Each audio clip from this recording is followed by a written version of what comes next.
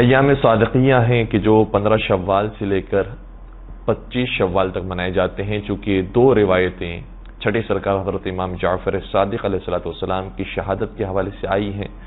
ایک روایت کے مطابق 15 شوال کو مولا کی شہادت واقع ہوئی اور دوسری روایت کے مطابق 25 شوال کو مولا کی شہادت واقع ہوئی۔ اس لیے ہم نے مناسب سمجھا کہ آج امام جعفر صادق علیہ السلام کے موضوع پر اور ان کی شخصیت اور ان کی سیرت کے اوپر گفتگو کی جائے۔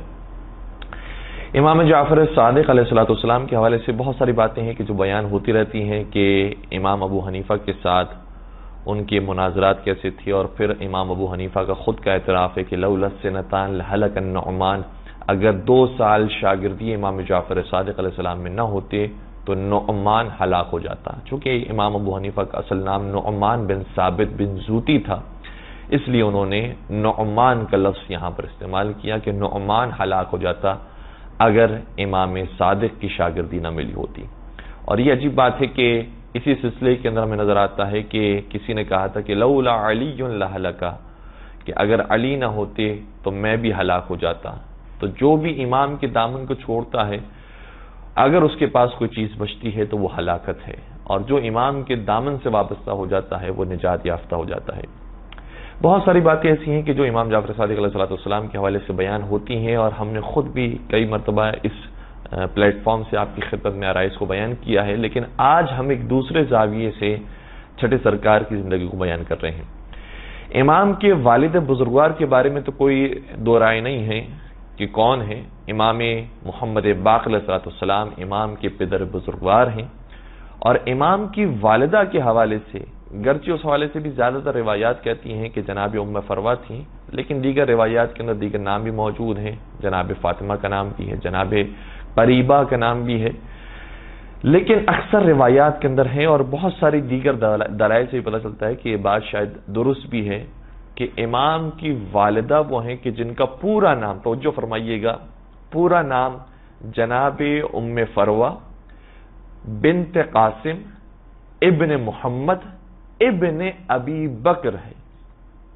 یعنی امام کی والدہ کا شجرہ ملتا ہے خلیفہ اول جناب ابو بکر کے ساتھ۔ البتہ جناب ابو بکر کی بہت ساری اولاد ہیں، جن میں عبداللہ بن ابی بکر ہیں، عبد الرحمن بن ابی بکر ہیں، لیکن یہ وہ بیوی ہیں کہ جن کے دادا محمد ابن ابی بکر ہوتے ہیں، اور محمد ابن ابی بکر کے بارے میں کون نہیں جانتا کہ وہ خود شاگردی حضرت امیر کائنات مولا متقیان امیر المؤمنین حضرت علی ابن ابی طالب علیہ السلام میں تھے، اور بہت محبت کیا کرتے تھے، بڑا عشق کیا کرتے تھے مولا علی علیہ السلام سے، اور اپنی کامیابی کو مولا متقیان کی دین سمجھا کرتے تھے۔ اسی لیے اسی عشق اور محبت کی وجہ سے، اور غلط اور باطل عقائد اور غلط اور باطل اماموں سے نفرت اور غلط اور باطل خلفاء سے نفرت کی وجہ سے باقاعدہ معروف ہو گیا تھا کہ یہ محمد بن ابی بکر نہیں ہے، یہ محمد بن علی ہیں، گویا علی کے بیٹے محمد ہے۔ اور ایک روایت میں ظاہراً ساتھ امام حضرت امام موسیٰ کاظم علیہ السلام بیان فرماتے ہیں کہ جب قیامت کا میدان آئے گا تو انبیاء کرام کو اور اسی طریقے سے ائمہ علیہ السلام کو ان کے اصحاب کے ساتھ بلایا جائے گا۔ تو جب مولا متقیان کے اصحاب کو بلانے کا وقت آئے گا تو دیکھیے کتنے بڑے بڑے جلیل القدر اصحاب ان کے چاہنے والوں کے اندر موجود ہیں، لیکن جہاں مالک اشتر کا نام ہوگا، جہاں بڑے بڑے دیگر صحابہ کا نام اور اصحاب کا نام ہوگا، جناب قنبر موجود ہیں، جناب کمیل ابن زیاد نخعی موجود ہیں، زید ابن سوحان، سعسع ابن سوحان جیسے اصحاب موجود ہیں، تو انہی میں سے ایک نام محمد ابن ابی بکر کا ہوگا کہ یہ مولا علی کے جلیل القدر صحابیوں میں شامل ہیں۔ اتنی محبت مولا متقیان سے تھی، اور بہت سارے کارنامے انہوں نے انجام دیے ہیں۔ اب وقت نہیں ہے کہ میں پوری تفصیل بیان کروں، اصل ایک اعتراض ہے جس کا ہم جواب دینا چاہتے ہیں، اور یہی محمد ابن ابی بکر وہ ہیں کہ جو حتیٰ اپنے باپ کی بیٹی اور گویا ان کی بہن جناب عائشہ بنت ابی بکر کے سامنے جنگ جمل میں کھڑے ہوئے نظر آتے ہیں۔ جس طریقے سے اس بیوی کے مقابلے پر، اور حقیقت میں تو وہ مقابلے پر آئی تھی مولا کائنات کی، تو مولا کائنات کے لشکر میں جہاں ان کے بہت سارے دیگر اصحاب موجود تھے، انہی میں سے ایک محمد ابن ابی بکر تھے جو اپنی بہن کے مقابلے پر کھڑے ہوئے تھے، اور نہ صرف کہ کھڑے ہوئے اور دور سے وار کیا یا دور سے انہوں نے دفاع کیا ہے، بلکہ جناب عائشہ جس اونٹ پر سوار تھی اس اونٹ کے ٹانگوں کو کاٹنے والوں میں بھی محمد ابن ابی بکر کا نام ملتا ہے. اور اسی طریقے سے محمد ابن ابی بکر نے اس جنگ کے اندر بہت سے اور کارنامے انجام دیے اور اپنی بہن کو سمجھایا کہ علی مرتضی کے مقابلے پر جو بھی آئے گا وہ باطل پر ہوگا، چونکہ علی ہر میدان میں حق پر ہوتے ہیں. بلکہ نہ صرف یہ کہ علی حق پر ہوتے ہیں، جہاں علی ہوتے ہیں وہاں حق ہوتا ہے. درود پڑھ دیجئے محمد و آل محمد پر. اللہم صلی علی محمد و آل محمد وعجل فرجہم. تو محمد ابن ابی بکر کی پوتی جناب ام فروہ حضرت امام جعفر صادق علیہ السلام کی والدہ گرامی ہوتی ہیں.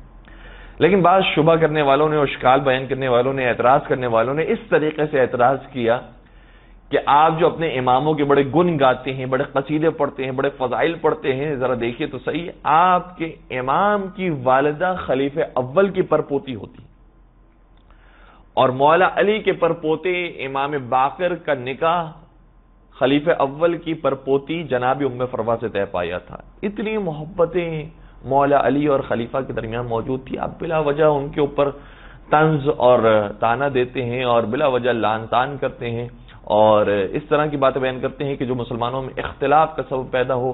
ان کے درمیان دوستیاں پائی جاتی تھی، محبتیں تھیں، کیوں اس طریقے سے آپ بیان کرتے ہیں؟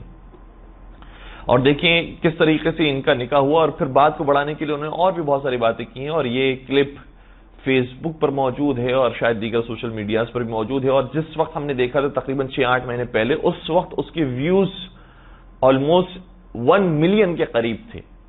تو ہم نے ضروری سمجھا کہ اس اعتراض کا جواب دیں کہ ہمارے یہاں پر معیار کیا ہے، ہم کن کے فضائل بیان کرتے ہیں، اور اگر ہم لعنت بھیجتے بھی ہیں تو قرآن کریم نے لعنت بھیجی ہے. قرآن کریم میں 40 سے زیادہ مرتبہ لعن کا لفظ آیا ہے، لعنت کا لفظ آیا ہے. تو ہم وہی کام کرتے ہیں جو پروردگار عالم نے قرآن کریم میں ہمیں سکھایا ہے. ہم قرآن کریم کے دامن کو بھی تھامے ہوئے ہیں اور اہل بیت کرام علیہ السلام کے دامن کو بھی تھامے ہوئے ہیں. تو بعض اعتراض کرنے والوں نے اس طریقے سے اعتراض کیا کہ خلیفہ اول اگر نہ ہوتے تو ان کی اولاد نہ ہوتی، ان کی اولاد نہ ہوتی تو ان کی پرپوتی نہ ہوتی، ان کی پرپوتی نہ ہوتی تو آپ کے امام نہ ہوتے، آپ کے امام نہ ہوتے تو آپ کے 7ویں امام نہ ہوتے، 8ویں امام نہ ہوتے، 9ویں امام نہ ہوتے، 10ویں امام نہ ہوتے، 11ویں امام نہ ہوتے، 12ویں امام نہ ہوتے.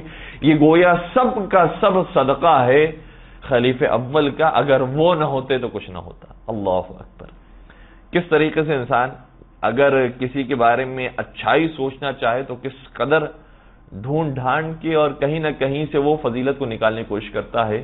لیکن ہم کیا کریں کہ ہمارے ائمہ وہ ہیں کہ جن کے فضائل کو ہمیں ڈھونڈنا نہیں پڑتا، خود مخالفین کی کتابوں میں بھی ان کے فضائل نظر آتے ہیں اور ان کے چاہنے والوں کی کتابوں کے اندر تو بے شمار فضائل موجود ہیں. لیکن اگر اس طریقے سے بات بیان بھی کی جاتی ہے تو ہم سب سے پہلی بات یہ بیان کریں گے کہ ہم ضرور اس خلیفہ کا احترام کرتے ہیں، ضرور عزت کرتے ہیں اگر ان کے بیٹے محمد ابن ابی بکر نے عزت کی ہوتی. محمد ابن ابی بکر تو خود برات کا اظہار کرتے تھے اور بیزاری کا اظہار کرتے تھے، نہ صرف ان سے بلکہ جو ان کی سیرت پر چلنے والی ان کی دیگر اولاد تھی ان کے مقابلے پر بھی وہ جنگ میں کھڑے ہو گئے. تو محمد ابن ابی بکر اور ہیں اور ان کے والد اور ہیں. محمد ابن ابی بکر کا نظریہ اور ہے، ان کے والد کا نظریہ اور ہے. محمد ابن ابی بکر کا عقیدہ اور ہے اور ان کے والد کا عقیدہ اور ہے. اور جو لوگ یہ کہتے ہیں کہ اگر وہ نہ ہوتے تو یہ نہ ہوتے، تو معاف کیجئے گا کہ یہ تو خدا کا دعویٰ ہے اور یہ خدا کا کرنا ہوتا ہے کہ وہ جس کو جیسا چاہتا ہے بنا دیتا ہے. اور قرآن کریم کی جس آیت کو ہم نے سلام کلام میں آپ کے بیان کیا اس میں یہی ارشاد ہو رہا ہے کہ یخرج الحی من المیت. بعض ایسے مردہ لوگ ہیں کہ جن کے اندر سے پروردگار زندہ افراد کو پیدا کرتا ہے. وَيُخْرِجُ الْمَيِّتَ مِنَ الْحَيِّ. اور بعض زندہ لوگ بھی ایسے ہیں کہ جن کے اندر سے مردہ لوگوں کو پیدا کرتا ہے. تو ظاہری اس آیت کا اگر ترجمہ دیکھا جائے تو شاید یہ لگے گا کہ بہت ساری ایسی مائیں ہوتی ہیں کہ جب ولادت کا وقت آتا ہے تو ان کا بچہ مردہ پیدا ہوتا ہے، اور اسی طریقے سے بعض ایسا وقت بھی آتا ہے کہ ماں مر جاتی ہے لیکن اولاد زندہ پیدا ہوتی ہے. تو ایک اس کا یہ ظاہری مفہوم ہے، لیکن ہمارے ائمہ نے اور خود کتب اہل سنت کے اندر بھی یہ روایات موجود ہیں، لیکن ہماری کتابوں میں بطور خاص اس آیت کو اس انداز سے بھی لیا گیا ہے چونکہ ایک آیت کے متعدد معنی ہو سکتے ہیں اور حقیقت میں حیات کہا بھی جاتا ہے ہدایت کو۔ تو حضرت امام جعفر صادق علیہ السلام نے اس آیت کی جب تفسیر بیان کی، اور اسی طریقے سے ظاہراً پانچویں امام نے بھی جب تفسیر بیان کی تو یہی بات بیان فرمائی کہ یہاں پر زندگی سے مراد ظاہری زندگی اور ظاہری سانس اور ظاہری حیات نہیں ہے، بلکہ حقیقت میں حیات کہا جاتا ہے خدا کی بندگی کو، حقیقت میں حیات کہا جاتا ہے خدا کے راستے پر چلنے کو، حقیقت میں حیات کہا جاتا ہے ہدایت کے راستے کو۔ تو کتنے ہی ایسے گمراہ لوگ ہیں کہ جن کے شکم سے لوگ پیدا ہوئے ہیں اور جن کی اولاد ہوئی ہیں تو وہ ہدایت یافتہ ہو گئی۔ تو قرآن یہ بیان کرنا چاہتا ہے کہ بہت سے گمراہ لوگوں کے اندر سے ہم ہدایت یافتہ لوگ پیدا کرتے ہیں، اور اسی طریقے سے بہت سے ہدایت یافتہ لوگ ایسے ہوتے ہیں کہ جن کے اندر سے گمراہ لوگ پیدا ہوتے ہیں۔ کیا حضرت نوح علیہ السلام کی مثال ہمارے سامنے موجود نہیں ہے؟ حضرت نوح علیہ السلام نبی خدا ہیں، اولو العزم نبی ہیں، ہزاروں برس کی زندگی گزاری ہے، لیکن اس کے باوجود قرآن کریم یہ کہتا ہے کہ یہ جو بیٹا آپ کا ہے یہ بیٹا تو ہے لیکن آپ کے اہل میں سے نہیں ہے، یہ آپ کے اہل بیت میں سے نہیں ہے، انہو لیس من اہلک، یہ آپ کے اہل میں سے نہیں ہے۔ اس کا مطلب یہ ہوا کہ کچھ ہدایت یافتہ لوگ ایسے ہیں کہ جن کے اندر سے گمراہ لوگ پیدا ہو سکتے ہیں، اور پروردگار کا یہ کرشمہ ہے کہ وہ ہدایت یافتہ لوگوں میں سے گمراہ لوگوں کو بھی پیدا کر سکتا ہے، اور گمراہ لوگوں میں سے بھی ہدایت یافتہ لوگوں کو پیدا کر سکتا ہے۔ کیا خود یزید کے بیٹے کی مثال ہمارے سامنے موجود نہیں ہے؟ معاویہ ثانی جسے کہا جاتا ہے معاویہ بن یزید، اس نے باقاعدہ اپنے باپ کا تخت و تاج کو پھینک دیا تھا اور منع کر دیا تھا، اور کہا تھا کہ میں اس کو نہیں مانتا، میں اس کو دھتکار دیا تھا کہ وہ تخت و تاج کہ جو چلا ہو خون امام حسین صلی اللہ علیہ وسلم کی وجہ سے، اور خون امام حسین جس تخت و تاج کے لیے بہایا گیا ہو، میں اس تخت و تاج کو قبول نہیں کرتا۔ تو معاویہ ثانی اور ہے، اس کا باپ یزید اور ہے۔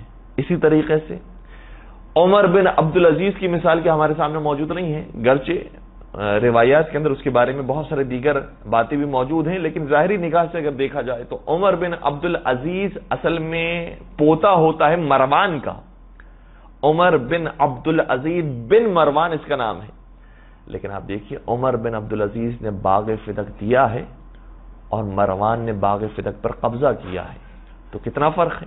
ایک باغ فدق پر قبضہ کرنے والا ہے، ایک باغ فدق کو اولاد حضرت زہرا سلام علیہ کو دینے والا ہے۔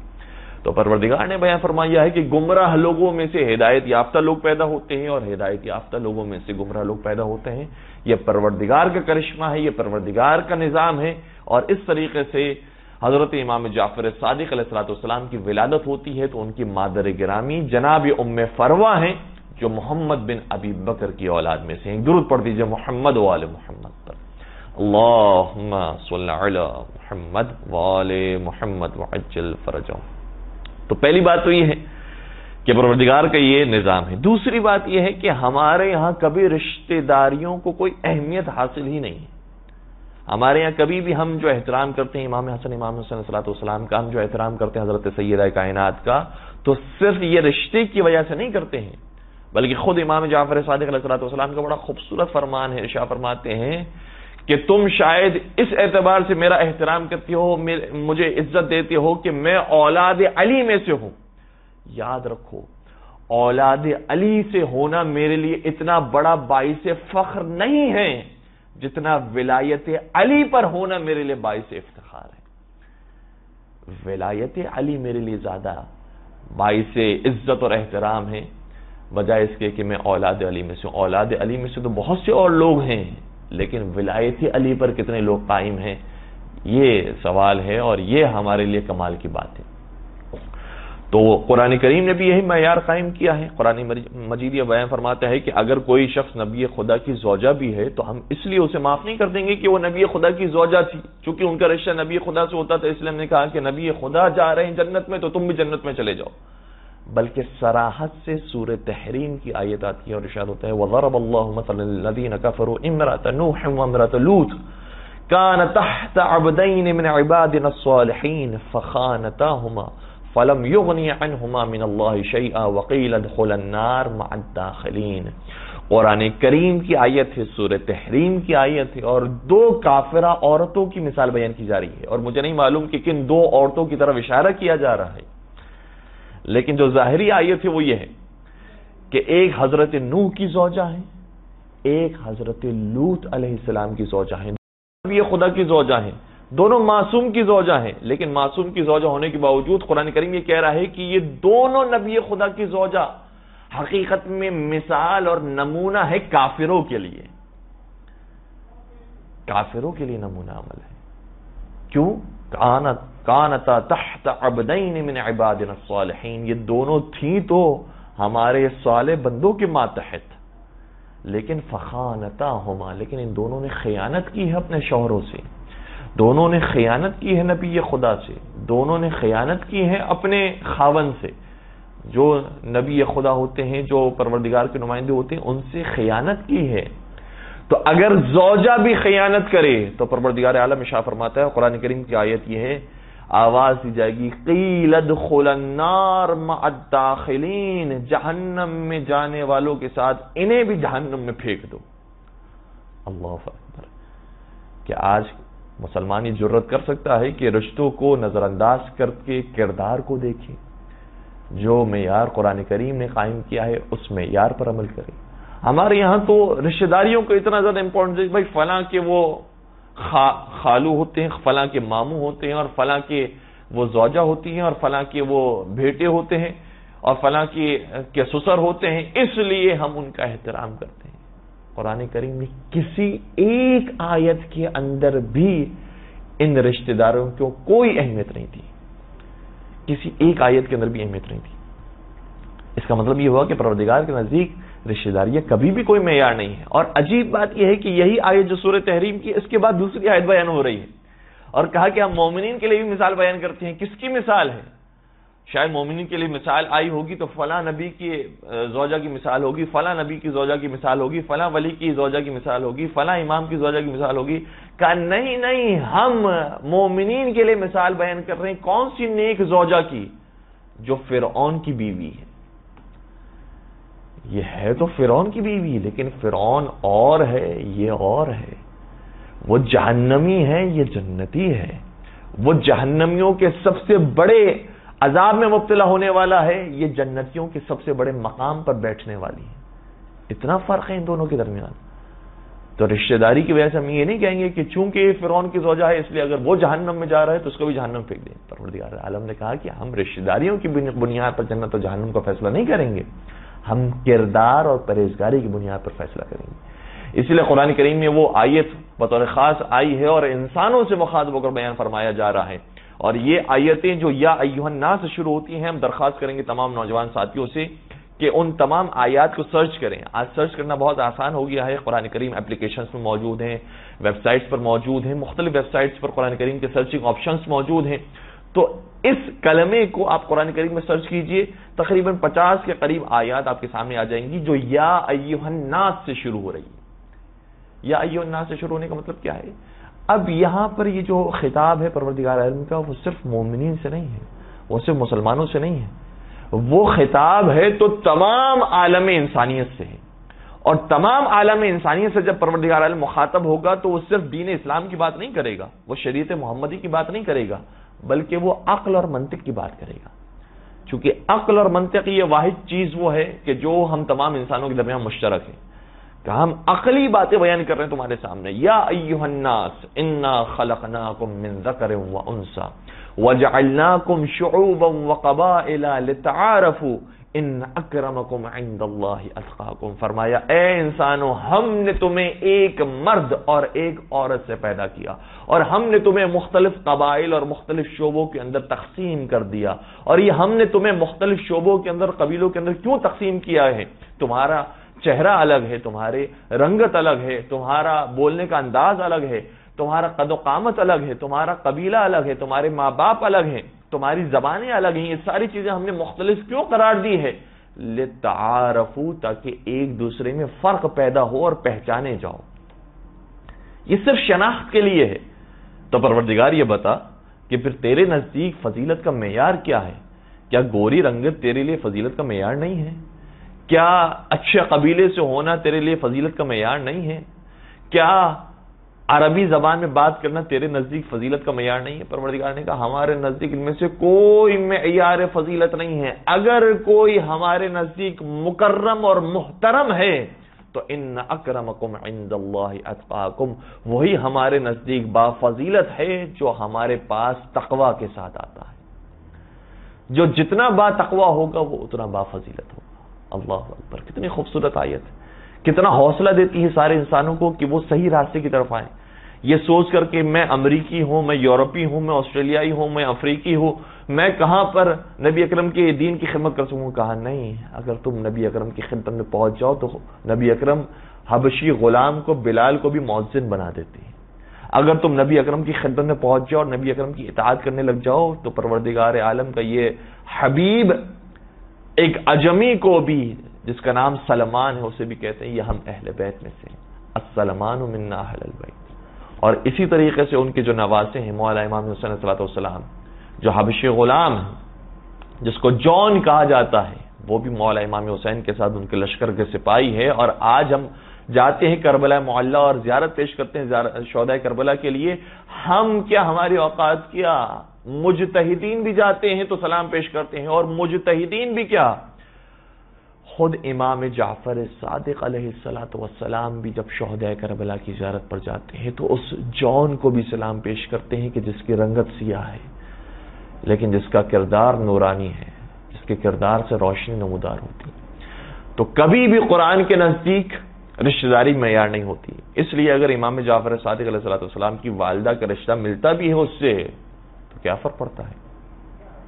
یہ تو محمد بن ابی بکر کی اولاد سے تھیں، تو ہدایت یافتہ سے اگر شادی کی گئی ہے اور ان سے پھر امام وقت کے امامت کا انتظام ہوا ہے، امام صادق کی امامت کا انتظام ہوا ہے، تو اس میں اشکال کی کیا بات ہے؟ پروردگار کے نزدیک کبھی بھی رشتہ داری معیار ہی نہیں ہے۔ اور ایک بڑا مزیدار واقعہ ہے، امام محمد باقر علیہ الصلوۃ والسلام کی خدمت میں، اللہم صلی علی محمد وعلی محمد وعجل فرجہم، ان کے ایک صحابی جن کا نام سعد ہے، لیکن چونکہ بنی امیہ سے تعلق تھا اس لیے ایک دن بڑے روتے روتے تشریف لائے امام کی خدمت میں، اور ایسے رو رہے تھے، روایت کا جملہ یہ ہے کہ جیسے عورتیں گریا کرتی ہیں، چیخ و پکار کے ساتھ چلا چلا کر امام کی خدمت میں حاضر ہوئے، کہا کہ فرزند رسول، میرا تعلق اس قبیلے سے ہے جس قبیلے کو خدا نے قرآن میں ملعون قرار دیا ہے نا آیت قرآن کریم میں، الشجرۃ الملعونۃ فی القرآن، کہ وہ ملعون شجرہ ہے قرآن کریم کے اندر، تو کہا میرا تعلق اسی شجرے سے ہے۔ آج عجیب بات یہ ہے کہ بہت سارے لوگ جن کا تعلق شاید اس شجرے سے نہ بھی ہو تب بھی یہ ثابت کرنے کی کوشش کرتے ہیں کہ بنی امیہ شجرہ ملعونہ نہیں ہے، لیکن جو خود بنی امیہ میں سے وہ جانتا ہے کہ میں شجرہ ملعونہ میں سے ہوں۔ اتنی روایات اس حوالے سے موجود تھی۔ آیا پورا نام اس کا سعد بن عبد العزیز بن مروان ہے، اور یہ عجیب بات ہے، عجیب اتفاق ہے کہ عمر بن عبد العزیز بن مروان بھی کسی طریقے سے محبت اہل بیت رکھتا تھا، اور یہ بھی بلکہ یہ اس سے زیادہ اور حقیقی صحابی تھا ائمہ صحابہ السلام کا، امام محمد باقر علیہ السلام کی جل وقدر اصحاب میں اس کا نام آتا ہے، سعد الخیر کا لقب اسے دیا گیا۔ تو سعد آ کر یہ عرض کرتا ہے کہ فرزند رسول، میرا تعلق اس قبیلے سے ہے، تو کیا پروردگار مجھ پر بھی لعنت بھیجتا ہے؟ میرا تعلق اس قبیلے سے کہ جس پر خدا نے قرآن کریم میں لعنت بھیجی۔ امام محمد باقر علیہ السلام مسکرا کر جواب دیتے ہیں، فرمایا کہ تو نے ایک آیت پڑھ لی لیکن دوسری آیت چھوڑ دی۔ حقیقت میں پروردگار عالم نے لعنت اور سلام عقیدت کا معیار کچھ اور بنایا ہے، پروردگار عالم نے رشتہ داریاں نہیں بنائی ہیں۔ ہاں چونکہ بعض جگہوں پر رشتہ داریوں کا اثر آتا ہے، بعض جگہوں پر خون کا اثر آتا ہے، اور وہاں پر اثر بہرحال دکھائی دیا، چونکہ باپ بھی ایسا تھا، پھر بیٹا بھی ایسا ہوا، اولاد بھی ایسی ہوئی، اس لیے پروردگار عالم نے وہاں پر بطور خاص فرمایا کہ الشجرۃ الملعونۃ فی القرآن، یہ قرآن کریم میں شجرہ ملعونہ ہے، لیکن اگر وہاں پر بھی کوئی شخص رائے ہدایت کی طرف آ جاتا ہے تو اس کے لیے راستہ کھلا ہوا ہے، پھر اس کا تعلق اس قبیلے سے نہیں ہوگا، ظاہری طور پر اس قبیلے سے ہے لیکن باطنی طور پر اس قبیلے سے نہیں ہے۔ جس طریقے سے ظاہری طور پر پسر نوح حضرت نوح کا بیٹا ہوتا ہے لیکن حقیقت میں اس کا حضرت نوح سے کوئی تعلق نہیں ہے، اسی طریقے سے اگر اس قبیلے کے اندر بھی کوئی ہدایت یافتہ آ جائے تو ظاہری طور پر تو ہو سکتا ہے ان کی اولاد سے ہو، لیکن حقیقی طور پر اس قبیلے سے اس کا کوئی تعلق نہیں ہوگا۔ اور پھر امام نے فرمایا کہ قرآن میں ہی اس کا معیار بیان کیا گیا ہے، حضرت ابراہیم علیہ السلام نے یہ معیار دیا ہے کہ فمن تبعنی فانہ منی ومن عصانی فانک غفور رحیم. ظاہراً یہ آیت کہ پروردگار نے یہ معیار میرے حوالے کیا ہے کہ اے ابراہیم، جو تمہاری پیروی کرنے والا ہے، جو ابراہیم علیہ السلام یہاں فرماتے ہیں جو میری پیروی کرنے والا ہے، میری اطاعت کرنے والا ہے، میرا اتباع کرنے والا ہے، وہ مجھ میں سے ہے. اگر میری اولاد بھی میری پیروی نہ کرے تو پھر وہ مجھ سے نہیں ہے.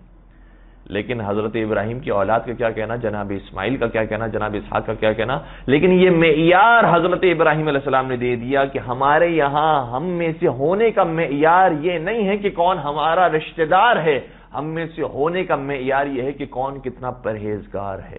درود پڑھ دیجئے محمد و آل محمد پر. اللہم صلی علی محمد و آل محمد وعجل فرجہ. تو یہ امام محمد باقر صلی اللہ علیہ وسلم نے بیان فرمایا کہ دیکھو یہ معیار ہے قرآن کریم کا کہ جو میری پیروی کرنے والا ہے وہ مجھ سے ہے، اور جو پیروی نہیں کرنے والا، مخالفت کرنے والا ہے، چاہے وہ مجھ سے ہی کیوں نہ ہو، ظاہری طور پر میری اولاد ہی کیوں نہ ہو، تب بھی پروردگار کے نزدیک وہ ہمارے اہل بیت میں شمار نہیں ہوگا. اور پھر کمال کا جملہ یہ ہے کہ جو سعد الخیر کو امام نے شاہ فرمایا، اور واقعی یہ جملہ بہت کم افراد کے لیے آئمہ صلی اللہ علیہ وسلم نے بیان فرمایا ہے. فرمایا کہ تم پریشان کیوں ہوتے ہو، میں تمہیں سند دیتا ہوں. انت اموی منا اہل البیت، تم ایسے بنی امیہ والے ہو جو ہم اہل بیت میں سے ہو. درود پڑھ دیجئے محمد و آل محمد پر. اللہم صلی علی محمد و آل محمد وعجل فرجہم. تو قرآن کریم نے یہ معیار دیا ہے کہ پروردگار عالم کے نزدیک کون ایسا ہے کہ جو اس کے نزدیک محبوب بنتا ہے، مکرم بنتا ہے، محترم بنتا ہے. ائمہ حرم اسلام نے ہمیں یہ معیار دیا ہے. اور پھر خود نبی اکرم کی اگر زندگی دیکھا جائے، نبی اکرم کے سگے چچا ابو لہب باقاعدہ نام لے کر اس پر لعنت بھیجی گئی، نام لے کر اس کی ہلاکت کے لیے بددعا کی گئی. تبت یدا ابی لہب وتب، اے ابو لہب تیرے دونوں ہاتھ ٹوٹ جائیں. اور قیامت تک آنے والا ہر مسلمان پیغمبر کے چچا کو اسی طریقے سے مخاطب کرے گا، باقاعدہ نام لے کر کہے گا ابو لہب تیرے ہاتھ ٹوٹ جائیں. کیوں؟ کیونکہ پیغمبر کی مدد کرنے والے نہیں تھے. پیغمبر کی مدد کرنا تو درکنار، یہ پیغمبر کو اذیتیں پہنچانے والے تھے، پیغمبر اکرم کو تکلیفیں دینے والے تھے، پیغمبر اکرم کے اوپر اوجری رکھنے والے تھے، پیغمبر اکرم کو لعن طعن کرنے والے تھے، پیغمبر اکرم کی دین کی مخالفت کرنے والے تھے. تو سگا چچا بھی ہو لیکن پیغمبر سے منحرف ہو جائے تو پروردگار کی لعنت کا مستحق قرار پاتا ہے. اور جس سے کوئی رشتہ دار نہ ہو اور جس سے کوئی قرابت داری نہ ہو لیکن وہ پیغمبر کا مطیع اور فرما بردار ہو جائے تو فرماتے ہیں السلمان منا اہل البیت، یہ ہم اہل بیت میں سے ہیں. تو رسول اکرم کے یہاں پر بھی معیار یہی ہے. اسی لیے نبی اکرم نے بھی اس زمانے میں جب ابو سفیان نبی اکرم کا سب سے بڑا دشمن ہے، نبی اکرم کے مقابلے پر بار بار جنگ کرنے کے لیے آتا ہے، لشکر کشی کرتا ہے، نبی اکرم کو قتل کرنا چاہتا ہے. نبی اکرم کو اگر قتل نہیں کر سکتا تو ان کے اعزا اور اقربا کے جو ان کے ساتھی ہیں ان کو قتل کرنا چاہتا ہے. جناب حمزہ کو قتل کرنے والا، مولا متقیان کے اوپر قاتلانہ حملہ کروانے والا، اسی طریقے سے دیگر اصحاب کے اوپر ابو سفیان نے لشکر کشی کی ہے اور ان کو قتل کیا ہے. وہ ابو سفیان کہ جو امام، جو پیغمبر کے دین کا اور پیغمبر کا اتنا بڑا مخالف ہے. توجہ فرمائیے گا، پیغمبر نے اپنے اتنے بڑے دشمن کی بیٹی جناب ام حبیبہ سے شادی کی ہے اور وہ زوجہ رسول بنی ہے. تو کیا کہا جا سکتا ہے کہ جو ام حبیبہ کا مقام و مرتبہ ہے وہی اس کا مقام و مرتبہ ہے؟ کوئی تعلق نہیں ہے. کبھی بھی اسلام میں رشتہ داری کی کوئی حیثیت نہیں ہے پروردگار کے اعتبار سے، پروردگار کے یہاں جو معیار فضیلت ہے اس اعتبار سے. البتہ وہ ضرور ہے کہ حضرت ابراہیم علیہ السلام کی سیرت ہمیں نظر آتی ہے اور دیگر ائمہ علیہ السلام کی سیرت ہمیں نظر آتی ہے کہ اگر رشتہ داری ہے تو بہرحال رشتہ داری کا پاس رکھتے ہوئے اسے بار بار اس کی ہدایت کرنے کی، اس کی اصلاح کرنے کی کوشش کی جائے گی. امر بالمعروف نہی عن المنکر کیا جائے گا کہ اس کو راہ راست پر لے کر آئیں. لیکن ایسا نہیں ہے کہ اگر وہ راہ راست پر نہیں آ رہا تو وہ اگر جہنم میں جا رہا ہے تو پروردگار ہمیں بھی اس کی رشتہ داری کی وجہ سے پروردگار ہمیں بھی جہنم میں پھینک دے گا. یا ہم جنت میں جا رہے ہیں تو پروردگار ہماری رشتہ داری کی وجہ سے اسے بھی جنت میں داخل کر دے گا. پروردگار کے یہاں یہ کوئی معیار نہیں ہے جنت و جہنم کا. اسی لیے حضرت ابراہیم علیہ السلام جن کے چچا کو قرآن کریم نے اب کہہ کر مخاطب کیا ہے، گویا باپ کی منزل پر ہے، یہ پرورش کرنے والے تھے، یہ آپ کی کفالت کرنے والے تھے، لیکن اس کے باوجود چونکہ بت پرست تھے، بت بنانے والے تھے، بت گر تھے، تو حضرت ابراہیم علیہ السلام نے کئی مرتبہ اپنے چچا کو راہ راست پر لانے کی کوشش کی، اور بالآخر جب نہیں آئے تو حضرت ابراہیم نے ان سے کنارہ کشی اختیار کی، اور ان کے لیے کوئی جنت کی دعا نہیں ہے، اور اسی طریقے سے کوئی اس طرح کی بات میں نہیں کی کہ آپ پھر بھی ہمارے ساتھ جنت میں آئیں گے، چاہے آپ بت بنانے والے ہیں، بت پرست ہیں، تو بھی ہمارے ساتھ، بلکہ ان کے بھتیجے بت شکن ہیں اور بتوں کو توڑنے والے ہیں، ان کے چچا بت بنانے والے تھے، تو کیا دونوں ایک ہی جگہ پر جمع ہو جائیں گے؟ کیا دونوں جنت میں چلے جائیں گے یا دونوں جہنم میں چلے جائیں گے؟ کوئی تعلق نہیں ہے۔ اسی طریقے سے امام جعفر صادق علیہ السلام کی والدہ، اگر وہ کریمہ ہیں، وہ شریفہ ہیں، وہ عابدہ ہیں، وہ زاہدہ ہیں، تو چاہے ان کے آباء و اجداد میں کوئی گمراہ رہا ہو، اس سے کوئی تعلق نہیں ہے ان کا۔ اور کہیں پر بھی کسی مقام پر بھی ان کی والدہ نے نہیں کہا کہ میرے دادا کی کیا بات ہے اور ان کی کیا فضائل تھی، کبھی بھی فضائل نہیں بیان کیے۔ اگر فضائل پڑھے ہیں تو وہ اہل بیت کے اور مولا متقیان کے فضائل پڑھیں۔ تو وہ افراد کے جو بلا وجہ کی محبتیں جوڑنے کی کوشش کرتے ہیں اور کہتے ہیں کہ دیکھیں انہوں نے اپنے ممبروں سے کیا کیا باتیں بیان کی ہیں، جبکہ ان کے اماموں نے شادیاں کی تھی، تو دیکھیں تو صحیح وہ شادی کس سے کی ہے۔ یہ شادی بالکل ایسی ہے کہ جیسے نبی اکرم نے ابو سفیان کی بیٹی جناب ام حبیبہ سے شادی کی۔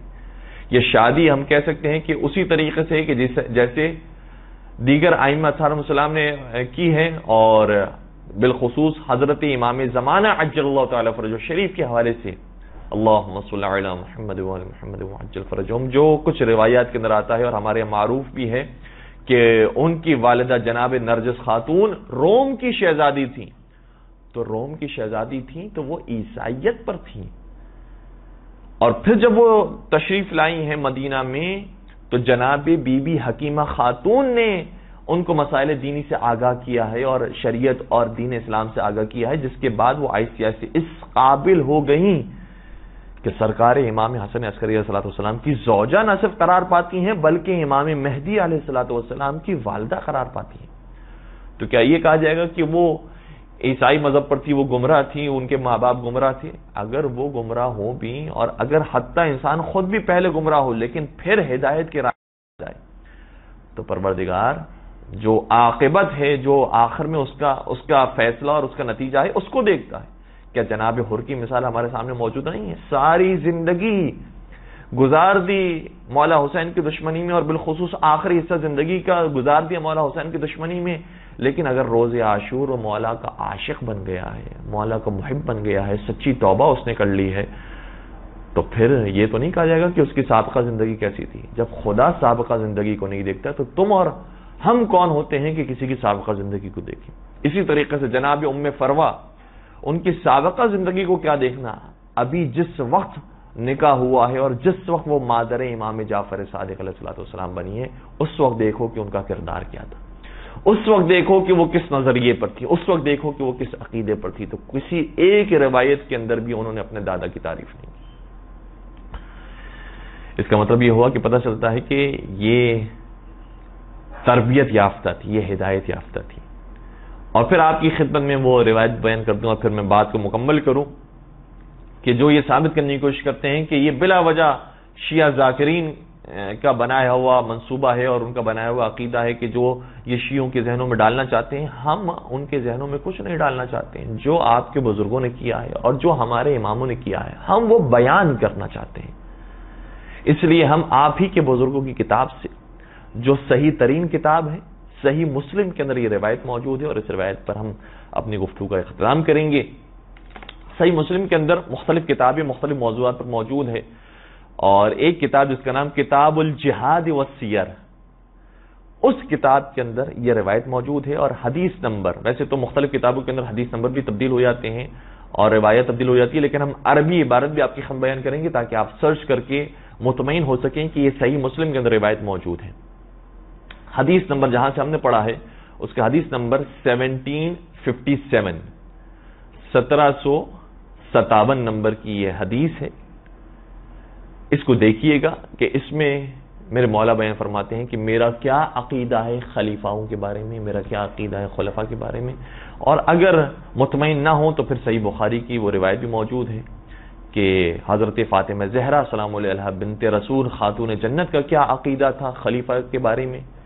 کیا یہ جملہ صحیح بخاری کے اندر موجود نہیں ہے اور متعدد مقامات پر موجود ہے کہ فغضبت فاطمہ بنت محمد، محمد مصطفیٰ کی بیٹی فاطمہ زہرا غضبناک ہو گئی ان کے اوپر، اور باقاعدہ لفظ موجود ہے فلم تزل مہاجرتہ حتی توفیت، اور یہ ناراضگی اور یہ دشمنی اور یہ نفرت باقی رہی یہاں تک کہ بی بی اس دنیا سے رخصت ہو گئی.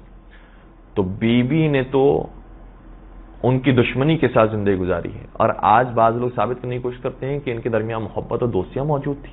جب تک زندہ رہیں اس وقت تک دشمنی کے ساتھ اور ناراضگی کے ساتھ زندہ رہیں. اور پھر اسی صحیح بخاری کے اندر یہ روایت بھی موجود ہے کہ فاطمہ بضعۃ منی فمن اغضبها اغضبنی، فاطمہ زہرا میرے جگر کا ٹکڑا ہے، میرا جز ہے، میرا ٹکڑا ہے، جس نے انہیں غضبناک کیا ہے، ناراض کیا ہے، گویا اس نے مجھے ناراض کیا.